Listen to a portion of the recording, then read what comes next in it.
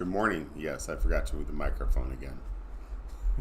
Today is October 10th, Thursday. I'm Gene, and welcome to Hanging with Uncle. I hope you have your coffee. This is my favorite CNN mug. My son got this for me when he went to the CNN headquarters in Atlanta during a school field trip, and this is one of my most prized possessions, a coffee mug. Thanks, Levi. Love you.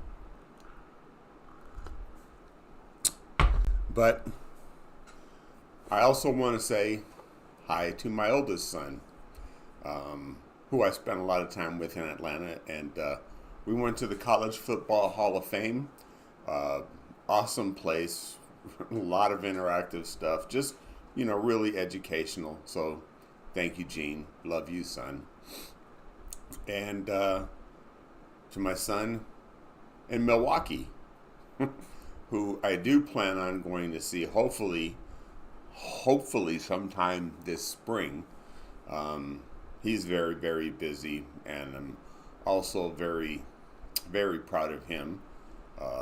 He called the other day when I was doing this show. Anyway, I love you, Jared. And Bryce. How you doing, man? I miss you so much. Haven't seen you in 6 years. Anyway, I hope we get to remedy that soon. I miss all you guys.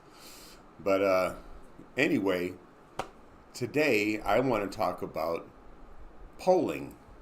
Again, we have 20 some days till the election, and we're seeing all these polls. Now, I ignore polls. They've been coming out for like the past year and a half. And they're irrelevant way back then. Now, within less than a month, okay, I really start to pay attention. But how do you know when you're looking at a credible poll? Okay, this is just like Gene's measuring stick. How I decide, which polling is reliable and which ones isn't. And there's a link in the description box below if you want to just check out, how polling works. But so, for the past 10 years, ever since the election in 2016, Hillary was supposed to win that walking away. And she did win the popular vote by 3 mil. And all the polling showed she was going to go to the White House. And she sure acted like she was entitled as well. But the Electoral College said something different. So, why did the polls get that wrong? Polls don't ask the right questions. All right, so number one, the 2016 race was very contested between Hillary and Bernie. My opinion, I think the Democratic Party went way overboard to favor one candidate over the other instead of letting the people decide. Another reason I'm registered no party preference. Because neither Hillary nor Bernie had the amount of delegates to get the nomination. But the party, that team, got together and said, look, superdelegates, we want Hillary in there. Go ahead. So anyway, I understand that, and that pissed a lot of people off. But the polls didn't show why those people that were so upset, for the way that the party treated Senator Sanders. 10% of the electorate did not show up or switch voting. So you can't lose 10%, still win by 3 million votes and expect to win, because that 10% drop equaled the amount of votes that Cadet Bone Spurs won by, which was 77,000 between 3 different states. Polling did not reflect the attitude and feeling people had about the Democratic Party after that election. It didn't account for it. So now we go to polling in 2020, and oh my God, it's supposed to be a really tight race, blah, blah, blah, right? Biden won by 8 million and flipped the script and won the Electoral College by the exact same margin that Hillary lost by. So here we are now in 2024, and the polls are saying, oh my God, this is a real tight race. How do you know if you're looking at a credible poll? Well, number one, a credible poll will have their name like Quinnipiac. Okay, they're a reliable poll. However, their polling is also flawed, just like everybody else's, because say, for example, in Arizona, okay, where we have, what, about 3 million, eligible registered voters here in the state.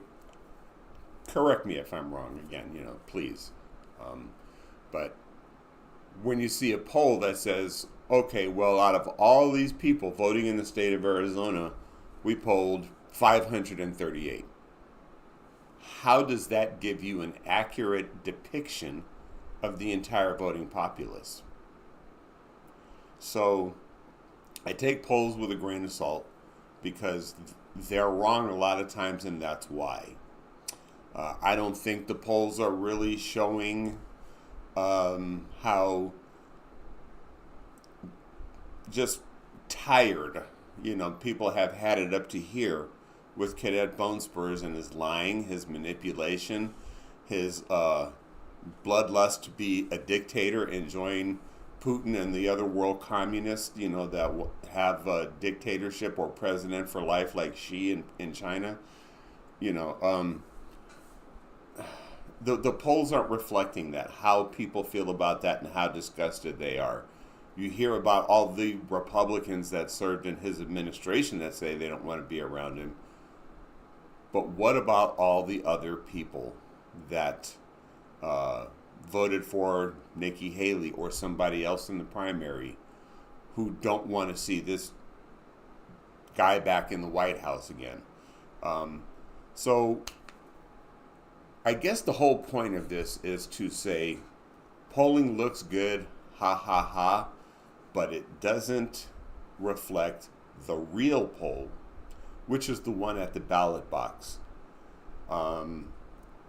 So please exercise your right, the most power you have, who you vote for, who you choose to represent you, and where you spend your dollar. For example, I don't go to Home Depot because I know Home Depot donates to the Republican Party.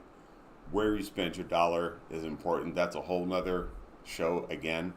But anyway, just, look at polling, laugh, take it for what it is. If you take credit in it or, a comfort or discomfort in it, it doesn't matter. Vote. All right? So that's all I have for today. If you like this video, please hit the subscribe button. And also hit that like button. Let the rest of the world know we exist out there. And hit the notification bell so you never miss when we go live and put content out like this. So anyway, thank you very much. I'm Gene. Please be kind to one another. Treat each other the way you want to be treated. And see you tomorrow. Bye.